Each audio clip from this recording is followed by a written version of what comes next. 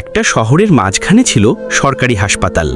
বাইরে থেকে দেখলে পুরনো ভবন, দেয়ালে রং ওঠা, কিন্তু ভেতরে প্রতিদিন কত শত মানুষের আশা ভরসের জায়গা। সকালে হাসপাতালের গেট খুললেই দেখা যায় অসংখ্য মানুষ ভিড় করছে। কেউ রোগী নিয়ে এসেছে, কেউ ওষুধ কিনতে দৌড়াচ্ছে, আবার কেউ ডাক্তার দেখানোর জন্য লাইনে দাঁড়িয়েছে।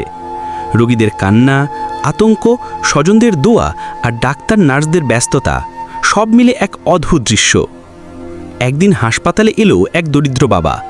তার ছোট ছেলেটি ভীষণ অসুস্থ, টাকা পয়সা কিছুই নেই প্রায়।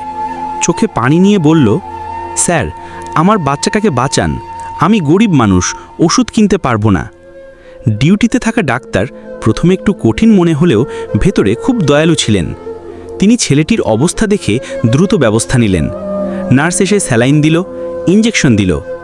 আশ্চর্যজনকভাবে কিছুক্ষণের মধ্যেই ছেলেটার অবস্থা একটু ভালো হলো। বাবার চোখে তখন আনন্দের জল, ঠোঁটে শুধু একটা কথা, আল্লাহ আপনাদের মঙ্গল করুক।